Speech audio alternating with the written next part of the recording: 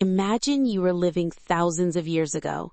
There is no refrigerator, no freezer, no supermarket, no electricity. And you live in one of the hottest places on Earth. During the day, the desert sun is so powerful that touching a stone can almost burn your hand. But tonight, your family has a problem. You have just returned from a hunt, and somehow you brought home an entire animal. For the first night, everyone eats well. There is roasted meat, there is fat, there are bones. Everyone is happy. But then someone asked the terrifying question, what are we going to do with the rest? Because an animal can provide far more meat than a small family can eat in one day, and in the heat of the desert, fresh meat can spoil surprisingly quickly. So how did ancient people solve this problem? The answer was much more clever than simply putting meat in a cool place. They changed the meat itself, and one successful hunt could provide food for days, sometimes much longer. When a hunter returning to camp with a large animal, the first mistake would be to leave the carcass sitting in the sun. Ancient hunters understood something extremely important. Time was the enemy. So the animal would be butchered as quickly as practical.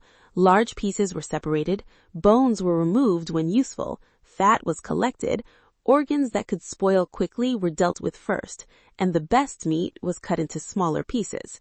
Why? Because smaller pieces could be processed much faster. And this is where the desert itself became useful, because the desert had something that modern refrigerators don't have, an enormous supply of dry air and sunlight. They turned meat into something that couldn't spoil easily. Instead of keeping the meat juicy and fresh, they removed what microbes needed: water. Fresh meat contains a lot of moisture, and microorganisms love moisture.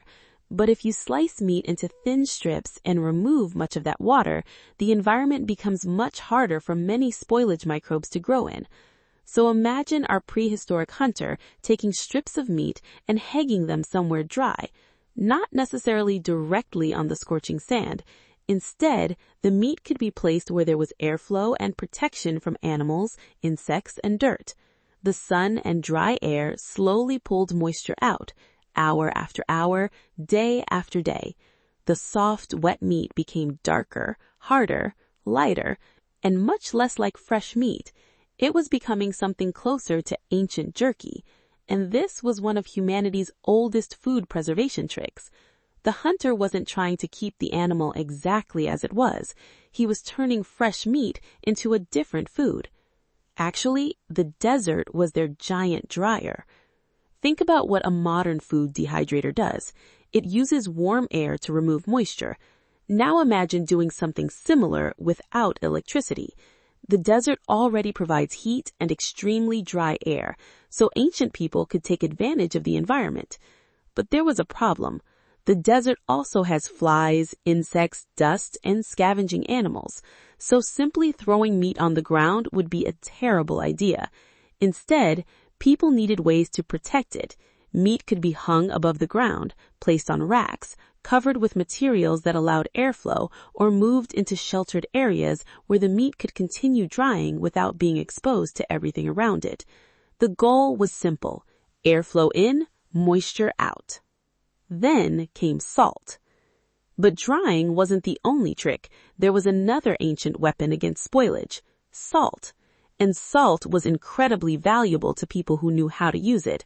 Salt can draw water out of food, and when meat is heavily salted, it becomes a much less friendly environment for many microorganisms. So imagine the hunter returning from another successful hunt. Instead of immediately roasting every piece, some meat is cut into strips. Then salt is rubbed into it. The meat is left to lose moisture.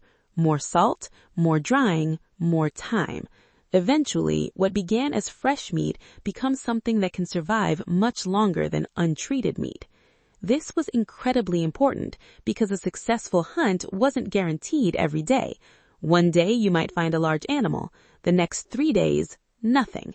So preservation wasn't just about avoiding rotten food, it was about surviving the days when hunting failed. They could also use smoke to protect fresh meat. Now imagine a small fire burning outside the shelter. Most people think of fire as something used for cooking, but ancient people discovered another use: smoke. Meat exposed to smoke could develop a dry outer surface and absorb compounds from the smoke that helped slow some forms of spoilage. So instead of placing meat directly into the flames, people could hang it above a controlled fire. The smoke would slowly surround the meat.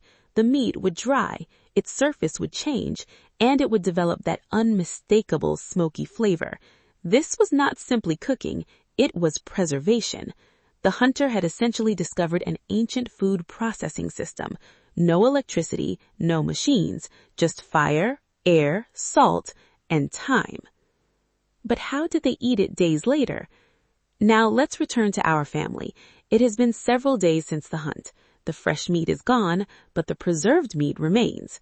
The family doesn't simply bite into a rock-hard piece of dried meat. They could roast it again, cut it into smaller pieces, or use it in other foods.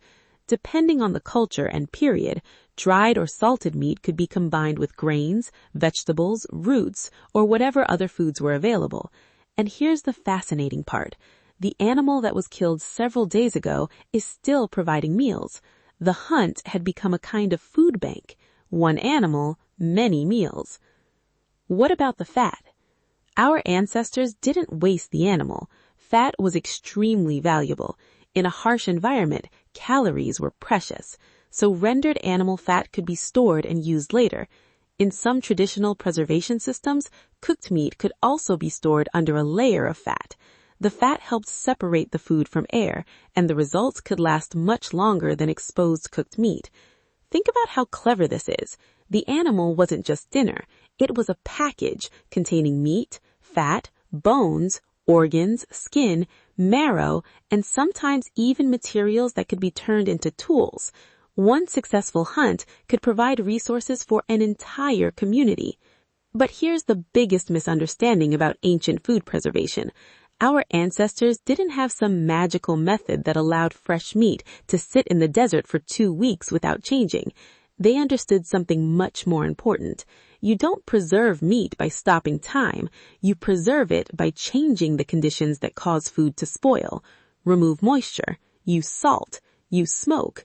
Cook when appropriate. Protect the food from insects and animals. Store it away from heat and contamination. And use preserved meat when fresh meat is no longer available. It was a completely different way of thinking about food. Today, we open a refrigerator. Ancient people opened a storage container. We check the temperature. They checked the dryness. We buy meat whenever we needed. They had to make a successful hunt last. Now imagine our hunter standing outside his shelter 2 weeks after the original hunt. There is no refrigerator humming behind him, no freezer, no supermarket, no electricity. But inside the shelter, there is still food. The meat has been dried, some has been salted, some has been smoked, the fat has been saved, and the bones have been used for other purposes. The hunter looks at what remains. That one successful hunt has fed his family for days. And suddenly, something becomes clear. Our ancestors weren't simply surviving because they were strong. They were surviving because they learned to work with nature instead of fighting it. The desert was brutally hot, but its dry air could help preserve food. Salt could protect meat, smoke could slow spoilage, fire could transform food, and careful storage could keep it safe. Thousands of years before refrigerators, humans had already discovered something incredibly important. If you can't make food stay fresh, make the food impossible for spoilage to love. And that is how one hunt could become food for an entire family long after the animal was gone.